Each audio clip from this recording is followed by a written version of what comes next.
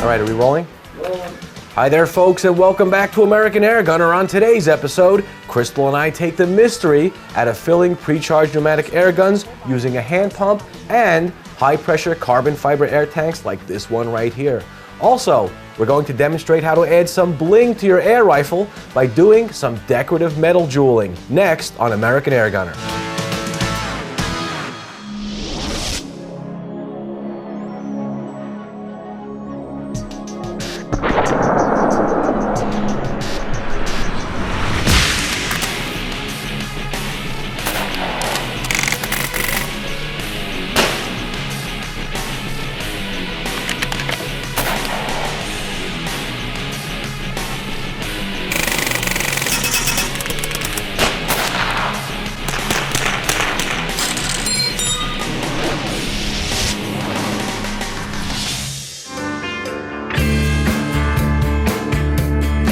American Airgunner is sponsored by Pyramid Air. Airguns are not just for kids anymore. Umarex, your premium airgun supplier. And Air Force Airguns, serious airguns for the serious shooter. If you're thinking about buying your first pre-charged pneumatic airgun, you might be wondering, what's the most economical way to keep that airgun pressurized and ready for hunting, plinking, and target shooting? Let's face it, getting started with PCP airguns and accessories can be an expensive initial investment. But once you've made that investment, filling your airguns doesn't have to be.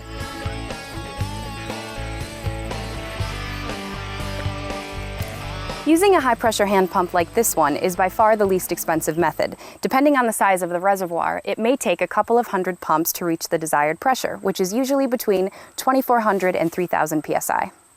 To fill your airgun, the first thing you'll want to do is insert the fill probe.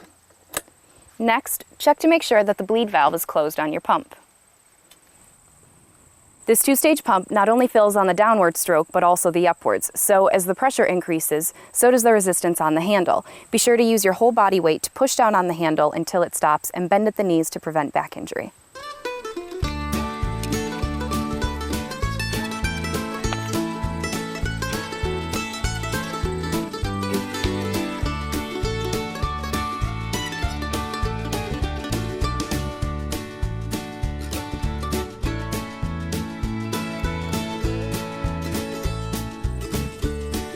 As long as you're not shooting your airgun until it's empty, you should be able to top off with a reasonable amount of pumps. So figure between 2 and 5 pumps per shot.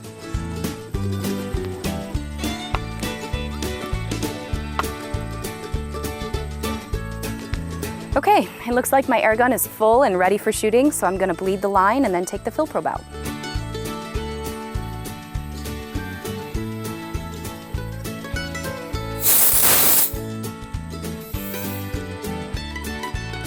Some of you might be thinking that this high-pressure hand pump looks a lot like a bike pump, but make sure to not confuse the two. Hand pumps like this one are designed specifically for filling air guns and can handle up to 3,000 psi, while a bike pump can only handle just over 100. A much easier way to fill your pre-charged pneumatic air guns is with a lightweight carbon fiber tank. I think I'll pass it over to Paul to show you how it's done.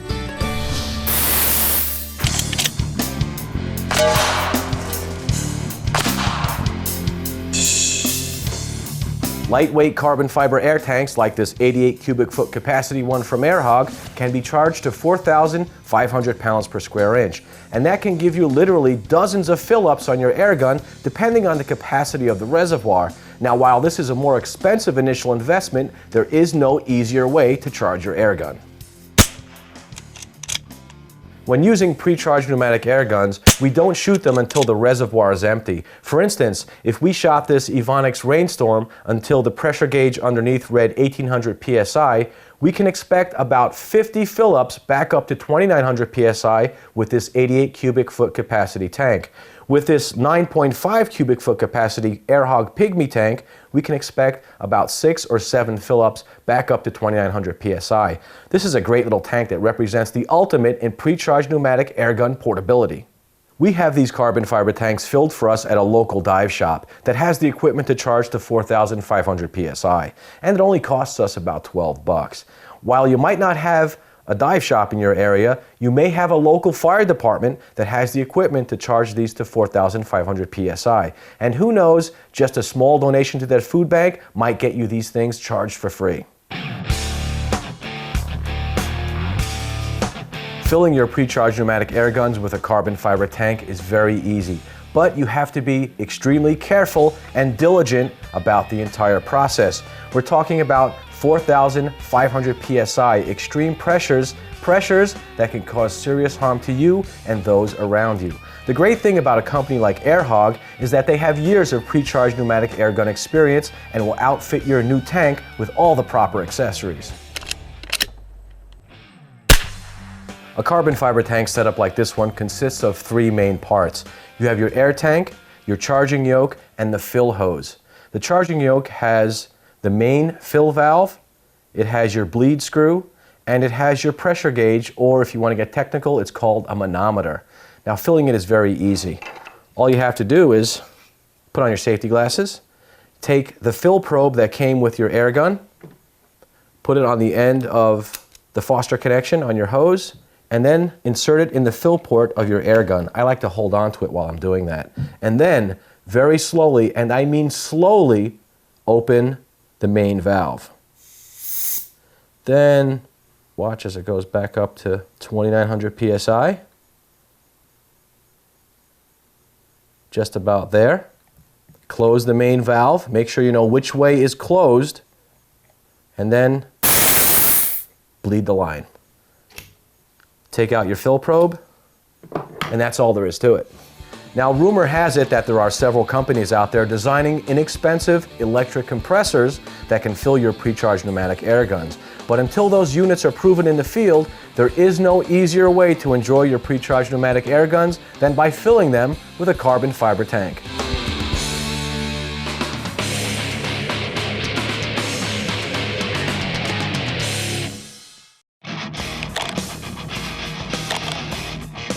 The Hammerly 850 Air Magnum is quietly energized by a stealthy CO2 powerhouse and utilizes an 8-shot magazine that provides fast, repeating action. The 850's automatic ambidextrous safety, fiber optic sights, and optical railing contribute to precision accuracy. The Hammerly 850 Air Magnum. Smooth, quiet, accurate.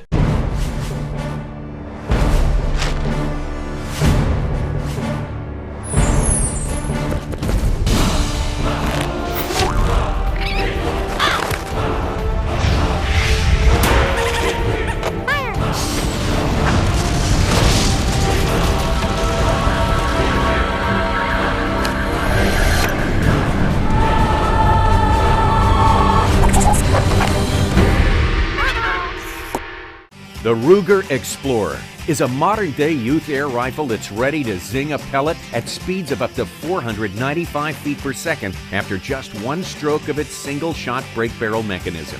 Its cool-looking features, like the ambidextrous vented cheek piece, fiber optic sights, and rugged composite thumbhole stock, are appealing to youth. But the Ruger Explorer has more than just good looks. The Ruger Explorer, a youth pellet rifle ready to make an impact.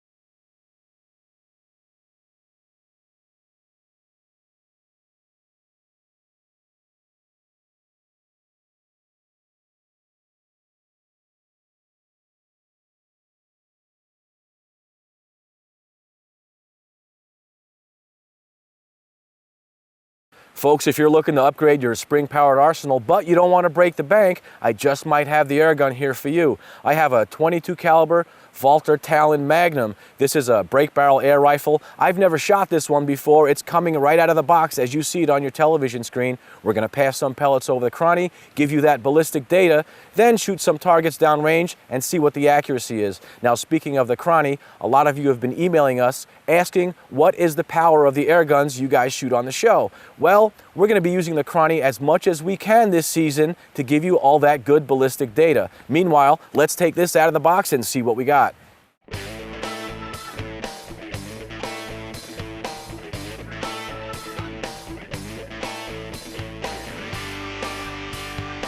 Folks, the Walther Talon Magnum is an adult-sized air rifle. At over 4 feet long, 49 inches, it is definitely meant for those 16 and older. But it's also lightweight at only 8 pounds thanks to the composite stock. Let's take a look at some other features. On the front, we have a TrueGlow fiber optic sight attached to a nice large muzzle brake. This is good for breaking the barrel open. The rear sight also has TrueGlow fiber optics. It's adjustable for elevation and also for windage. On the back of the action here, we have an 11mm dovetail for mounting a scope, and it also has a scope stop. At the very end of the action here, we have the automatic safety. When you break the barrel open, it comes on safe. Nice little hammer style design here. At the end of the stock here, we have a ventilated pad that also has an interesting feature. It comes with these 3 separate shims for increasing the length of pull. At the advertised 28 pounds of force to break open the rifle, that's pretty considerable, but it means it's going to have some really good power. Yeah, that's about 28, 30 pounds of effort right there. I'm using 21.14 grain Barracuda pellets. This is a heavy hunting pellet. We're going to see numbers probably in the high 700s or low 800s even. I've got my cranny set out to about 8 feet away.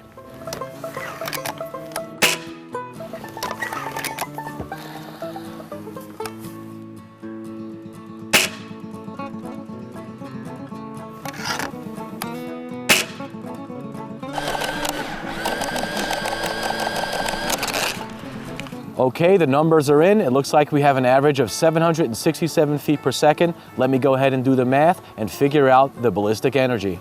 Okay, according to our calculator, the Walther Talon Magnum 22 caliber is doing 27 foot-pounds of energy. That is very impressive. You'll see much higher numbers if you use a lighter grain pellet, but for hunting, 21 grains is excellent. This is producing a tremendous amount of power. Let's shoot a couple of pellets for accuracy and see what we got.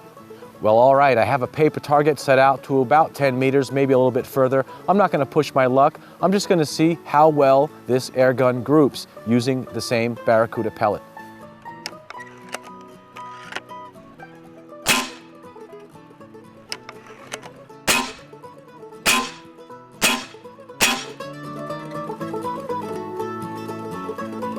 Well, there you have it, right out of the box, the 22 caliber Walther Talon Magnum, powerful and accurate.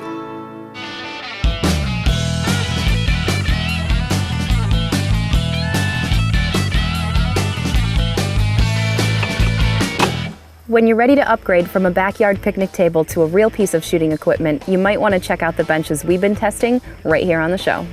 The Caldwell Stable Table has proven to be a rock-solid portable platform when shooting and testing air guns. The steel frame is rugged, powder-coated, and can accommodate shooters weighing up to 275 pounds. In fact, we left our tables out during the winter, and despite the cold, rain, and snow, they've managed to hold up. The padded seat adjusts from 16 inches to 22 inches in 1-inch increments, accommodating for just about any size shooter. Not only does the table rotate at the base, it also rotates at the top, making it really handy when it comes to cleaning, maintenance, and mounting scopes. Make sure to always keep one leg of the bench behind you when you're using it because the bench can tip over. If you're looking for a shooting table that's durable, portable, and adjustable, you might want to check out the Caldwell Stable Table.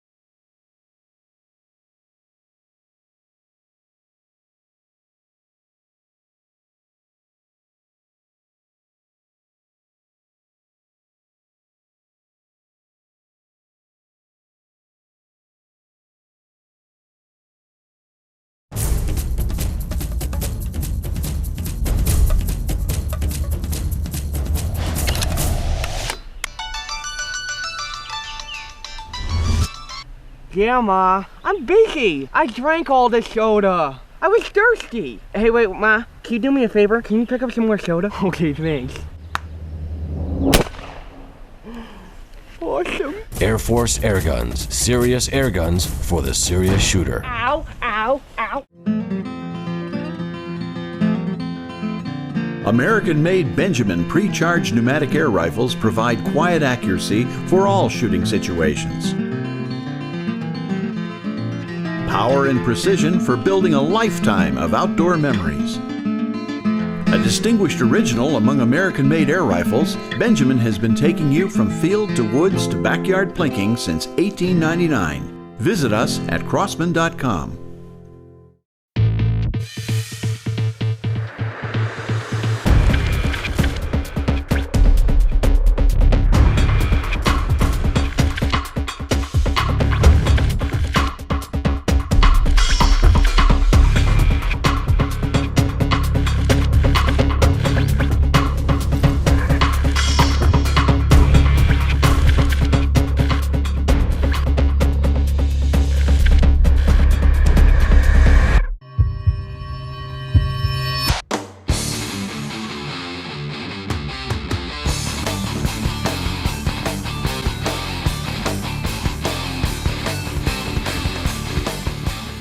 Until we tried it here ourselves at the studio, I had no idea how to do decorative metal jeweling. But as it turns out, it's a lot easier than I thought it was.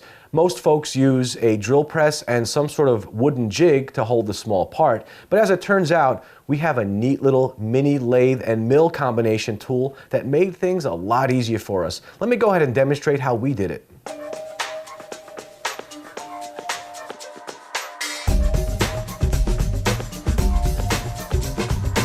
Firearm enthusiasts and artisans have been jeweling metal parts on their rifles and pistols since the turn of the century, and it's an easy way to add a custom look that sets their weapon apart from the crowd. Metal jeweling, also called damascening and engine turning, if done by a master gunsmith, can add value and distinction to an otherwise Spartan firearm. Just about any type of drill press can be used for jeweling, but what's most important is the actual jig that holds the piece to be turned. This can be a homemade wooden jig like the one shown here, or you can even purchase a bolt jig at an online gunsmithing retailer.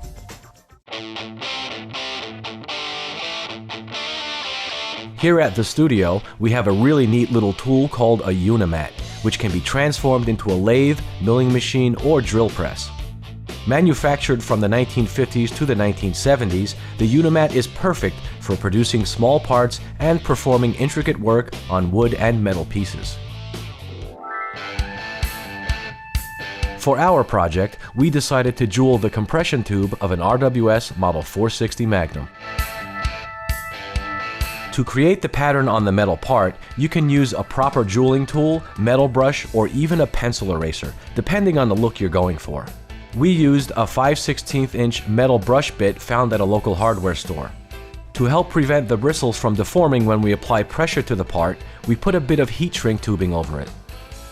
Before you begin jeweling, make sure you practice on a piece of scrap metal to make sure you're getting the pattern you want. For the best results, polish the part to be jeweled beforehand. Devise an indexing system for horizontal and rotational adjustments. In our case, we used a piece of aluminum can taped to the cross-slide vise as a pointer and a printout of a ruler taped around the compression tube to indicate rotation. The markings on the ruler were used to get a uniform pattern in the jeweling by rotating the compression tube an equal amount for each separate row. For a horizontal index, we used the moving carriage on our Unimat tool. The wheel was turned exactly 4 times between each successive mark. This gave us sufficient overlap in our pattern. Our next step was to clamp the cross-slide vise to the Unimat's carriage. We used a small square to make sure that the vise was aligned properly relative to the lathe bed. Once the compression tube is aligned in the vise, we put a coating of valve lapping compound on the surface of the part. Without this abrasive compound, the wire brush alone will not give the desired look. You can then start your drill press. Be sure to start on the outside of the area that you plan to jewel. It's a good idea to lower the bit so that you can see exactly where it will contact the part before starting. Lower the jewel press until the brush contacts the compression tube. Press down with a moderate and consistent pressure. We held the bit down for 15 seconds on each swirl. After you finish a swirl, move the carriage horizontally to achieve your desired overlap. In our case, 4 rotations of the carriage wheel was sufficient. Repeat these steps until you have completed a horizontal line of swirls running lengthwise down the compression tube. Rotate the compression tube to start the next row of swirls. We moved ours 3/16 of an inch. You will also need to adjust the carriage horizontally to offset or stagger the rows. You want the center of the swirls on a row to align exactly halfway between 2 swirls in the previous row. This pattern ensures that the entire compression tube is jeweled without any gaps between the swirls. Once you are finished jeweling, rinse off the abrasive compound. Since we used a water-based lapping compound, we simply ran the piece under water until it was clean. For oil-based compounds, rinse with the appropriate solvent. Whatever compound was used, do not wipe it off. This will scratch the surface and cause hazing on your fine jeweling job. And there you have it, an RWS 460 Magnum with a really cool custom look.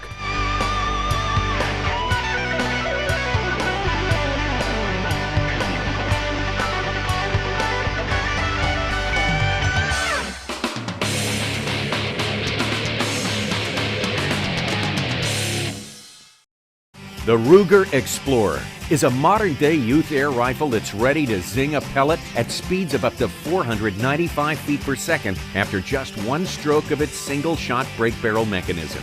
Its cool-looking features, like the ambidextrous vented cheek piece, fiber optic sights, and rugged composite thumbhole stock, are appealing to youth. But the Ruger Explorer has more than just good looks. The Ruger Explorer, a youth pellet rifle ready to make an impact. At American Airgunner Television, we use all types of airguns, ammo, and accessories. That's why we depend on PyramidAir.com for the biggest selection and best prices out there. At PyramidAir.com, you'll find all your favorite brands like RWS, Crossman, Gamo, Benjamin, Air Force, and many others. Shop online or call the number on your screen for fast, friendly service. PyramidAir.com. It's not your father's BB gun.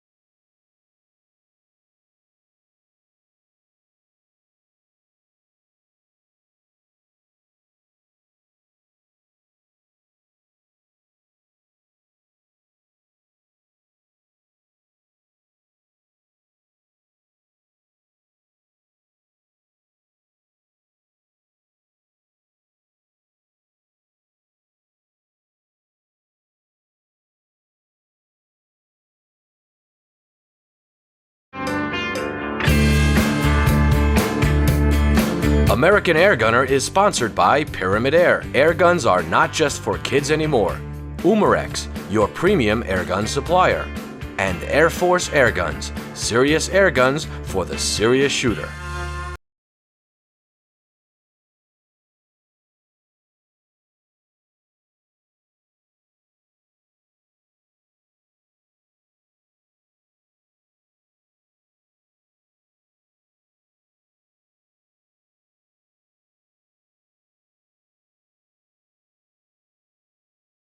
That I've bookmarked here.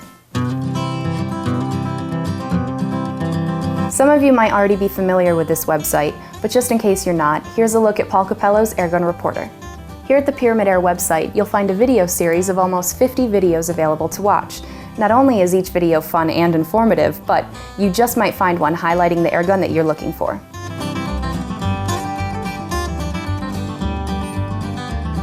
If you're interested in older air guns, you might want to check out Nick Carter's website. Nick and his friend Derek have been finding and repairing air guns for years, and their blog is a meticulous record of their journey. You wouldn't believe the amount of hard work they put into this website. Between pictures and a step-by-step process of airgun repairs, it's no wonder why this website is at the top of our must-see airgun site list. If field target competition is something you're into, the American Airgun Field Target Association, or AAFTA, has lots of information and resources. Here you'll find information on upcoming events, competition rules and regulations, and just about everything you need to know for getting started with field target. Online forums are a great place to make new friends and discuss airguns. One of our favorites is at gatewaytoairguns.org. Here you'll find airgunners like yourself discussing everything from PCPs and springers to hunting and airgun repair. If you're looking to buy a used airgun or sell one of your own, they even have a classified section. For a list of all the airgunning websites I've shown you today and more, be sure to check out our American Airgunner Facebook page.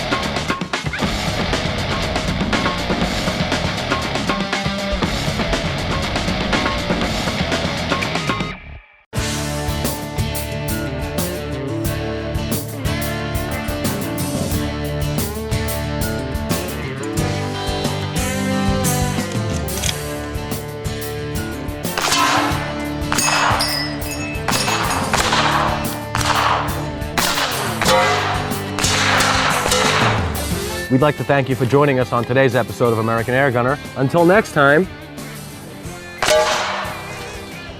shoot safe and have fun. One more apple. Goodbye.